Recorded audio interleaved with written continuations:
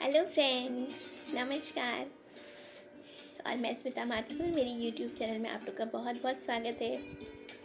और मैं आज आप लोग के लिए अपनी एक नई कहानी लेके आई हूँ जिसका नाम है जहर।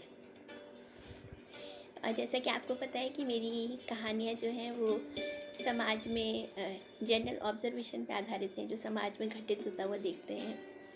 और इसका किसी भी लाइव अपने किसी जान पहचान के किसी लाइव या पास्ट अवे पर्सन से कोई रिलेशनशिप नहीं होता है।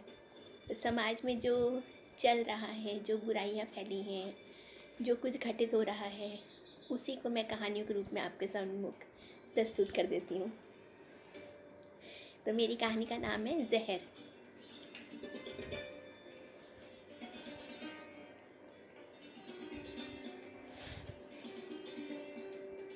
तुम घाट पर पड़े पड़े करहा रहे थे और मैं गार्डन में फूलों की फ़ोटो खींचकर फेसबुक पर डाल रही थी।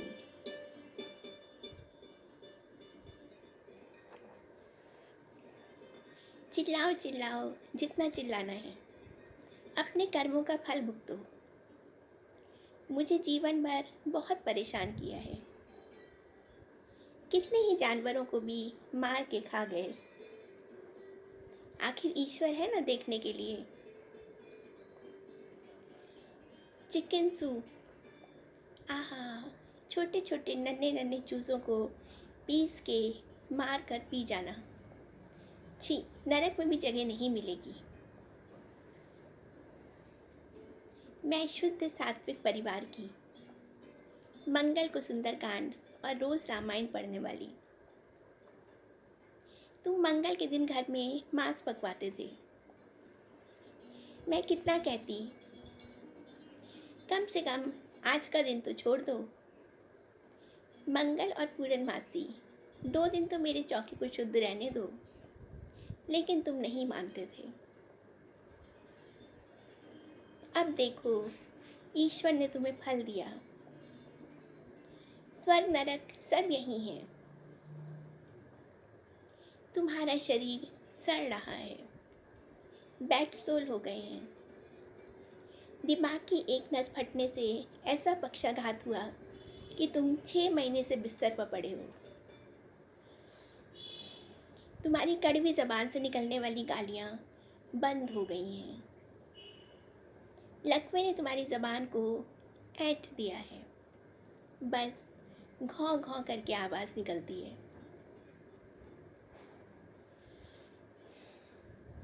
उस पूर्णमासी को तुम मेरे शुद्ध चौके में मांस बनाने का उपक्रम कर रहे थे। मेरे मना करने पर तुम थाली लेकर मेरे पीछे पीछे दौड़े थे और पाँव फिसल जाने से सिंक के नीचे के पत्थर से टकराए थे और तुम्हारा माथा और सिर खून से रंग गया था। तुम्हारे बेहोश शरीर को बड़ी मुश्किल से घसीट कर मैं कमरे तक लाई थी और उसके बाद तुम उठ नहीं पाए थे। पता नहीं माँ बाप ने मेरी शादी इस घर में क्यों कर दी। मैं कोमल, सात्विक, सहृदय लड़की और ये हफ्ते में 3 बार मांस खाने वाला घर। बाप बेटा शाम को एक साथ मिलकर जाम टकराते। एक लंबी चौड़ी सांवली विधवा नंद। घर पर उसी का राज चलता। सास कमज़ोर, सदा बीमार रहने वाली और कमज़ोर व्यक्तित्व की। मेरी ही तरह शाकाहारी, जीवन भर पति से प्रताड़ित। उस पुरानी सी गली में वो छोटा सा 2 कमरों का घर, जिसमें एक ही टॉयलेट था, कॉमन स्पेस से जुड़ा। पहली रात ही शराब के नशे में धुत तुम मेरी लाल शिफॉन की सितारों जड़ी साड़ी को खींचकर मुझ पर पिल पड़े थे। मेरी कोमल अनछुई काया को तुमने मसल डाला था। ये बलात्कार नहीं तो और क्या था? Rape inside marriage. मैं मछली के समान तड़प उठी थी। मेरा रोम रोम पीड़ा से छटपटा उठा था, जैसे बहुत दिनों से दबाई काम वासना का ज्वार एक दिन में ही निकालना चाहते हो। ना कोई प्यार का इजहार, ना कोई मीठे बोल। क्या यही पति पत्नी का प्यार है? केवल शरीर। कहाँ गए मेरे वो रूमानी सपने, जिसमें धीरे से आके मेरा साजन मेरा घूंघट उठाता, कानों में कुछ मन भरी बातें कहता और धीरे से मुझे बाहों में भरकर चूम लेता। और फिर हर रात वही दरिंदगी। सगाई के बाद दिवस स्वप्नों में मैं कितनी बार कश्मीर की बर्फ से ढकी पहाड़ियों में गई थी। कितनी बार अपने प्रीतम के हाथ में हाथ डाले सागर की गीली बालू पर चली थी। लेकिन मेरे वो सारे स्वप्न यथार्थ के धरातल से टकराकर चकनाचूर हो गए।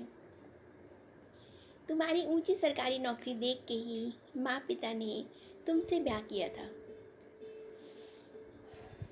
पुलिस विभाग में डीएसपी, डायरेक्ट आईपीएस ऑफिसर। शायद अपराधियों को टॉर्चर करते करते तुम्हारे अंदर की सारी संवेदना खत्म हो गई थी। माँ पिता को तुम्हारे अंदर का क्रूर और घिनौना इंसान नहीं दिखा था। वो देख भी कैसे सकते थे? किसी के मन में तो नहीं झांका जा सकता।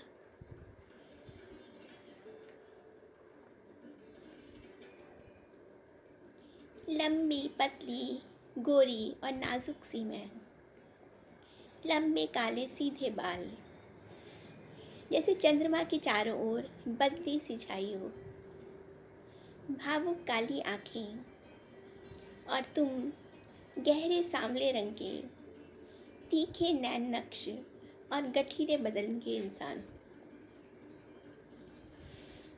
मैं जहाँ उछलती कूदती हिरनी सी, तुम शेर जैसी गर्जना वाले।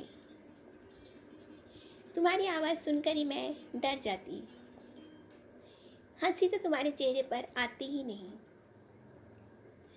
12 साल का उम्र का फासला। मैं 22 साल की नवयौवना और तुम 35 साल के अधेड़। शायद छोटी बहन की शादी और उसके बाद उसका विधवा होना ही तुम्हारी शादी को टाल गया था। लेकिन उसकी सज़ा मुझे भुगतनी पड़ी। माँ पिता की मैं छठी कन्या, बस कैसे भी विवाह हो जाए, जान छूटे। और उसी बेमेल विवाह का खामियाजा मैं आज तक भुगत रही थी।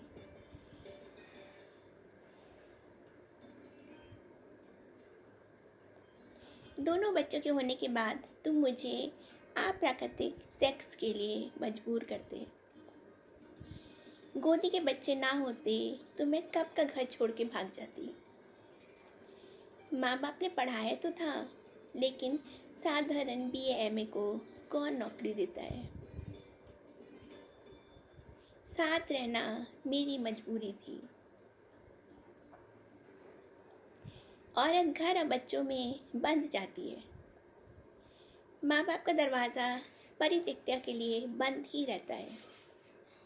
और समाज में बिना पैसे के किसके बल पर रहूं?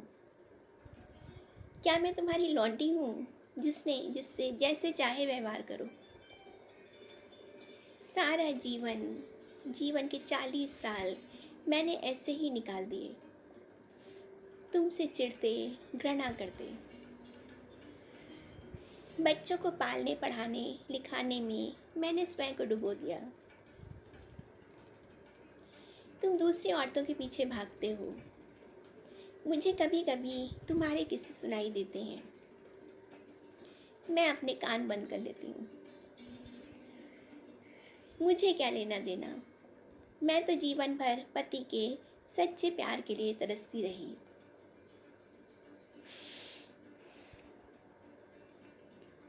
उसके बाद तुम्हारे कई तबादले हुए, बड़े बड़े बंगले, नौकर चाकर, शान शौकत, बाद में अपना बड़ा सा बंगला, बच्चों की शादियाँ। लेकिन जीवन की पूर्णता को मैंने कभी अनुभव नहीं किया। पहले मेरे चेहरे पर दीनता का भाव रहता था, अब मैंने विद्रोहिणी का रूप धारण कर लिया। जीवन के इस लंबे सफ़र में कितने ही लोगों ने मेरे पास आने की कोशिश की। मेरा खोया कॉन्फिडेंस फिर वापस आ गया।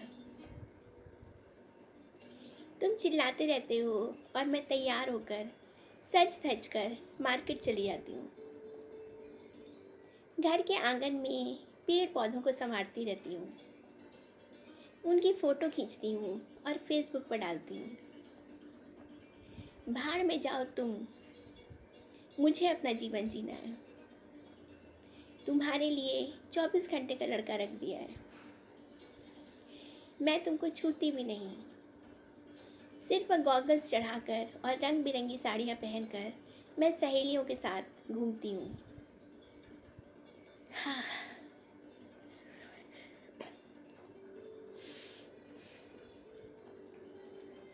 पूरे घर में हाहाकार मचा है। दुनिया की नज़र में मैं विधवा हो गई हूँ, लेकिन मुझे ऐसा लग रहा है जैसे मुझे आजीवन कारावास से मुक्ति मिली हो। मेरे सुदर्शन आज्ञाकारी बेटे हैं, जिन्हें मैंने अपने सात्विक संस्कार दिए हैं। वो मेरा बहुत ध्यान रखते हैं। बड़ा सा बंगला है और बैंक में भरपूर पैसा। अब मैं अपना जीवन अपने हिसाब से जीती हूँ। सुबह शाम वॉकिंग, दिन में सहेलियों से मिलना और शॉपिंग, मंगल को सुंदरकांड और पूरनमासी को कथा और भजन कीर्तन। मांस बनाने वाले सारे बर्तन मैंने कूड़े में फेंकवा दिए हैं और किचन में ताज़ी पेंटिंग करा के उससे सभी पुराने निशान मिटा दिए। हींग जीरे की सादी सब्जियां और फलाहारी मेरे सात्विक चौके में बनता है। अगरबत्ती और धूप बत्ती की खुशबू से मेरा घर महकता रहता है। सुबह शाम मैं ध्यान और पूजा करती हूँ। सुंदरकांड और भजनों से मेरा घर गूंजता रहता है। हर नवरात्रि पर मैं कन्याओं को भोजन कराती हूँ। अनंत रंग बिरंगे फूलों से मेरा गार्डन गुनगुनाता रहता है और गुलाबों से घिरे आंगन में सुनहरी धूप में झूले पर झूलती हुई मैं सोचती हूँ, शायद मेरे जीवन का यही स्वर्ग है। तो बस मेरी कहानी ज़हर यहीं समाप्त होती है। और शायद समाज में जो मान्यता है, आम मान्यता कि पत्नी को बहुत अधिक पतिव्रत धर्म का पालन करना चाहिए, उसकी सेवा करनी चाहिए और किसी भी स्थिति में उसके साथ रहना चाहिए। मेरी नायिका कुछ परिस्थितियों के कारण विद्रोहिणी बन जाती है। जीवन भर वो अपने पति से दबके रहती है और उसके अमानुषिक अत्याचारों को सहन करती है, लेकिन जीवन के अंतिम दिनों में वो विद्रोह कर देती है।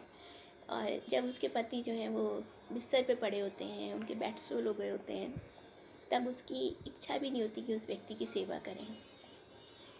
और उनके निधन के उपरांत वो फिर से वो अपना जीवन जीती है, एक सात्विक जीवन जिसमें कोई नॉनवेज नहीं है, कोई मांस मच्छी नहीं है। सुबह शाम पूजा पाठ है, भजन है और उसके अलावा उसकी जो अच्छी सहेली है उनके साथ मिलना जुलना, वॉकिंग और अपनी हेल्थ पे ध्यान देना।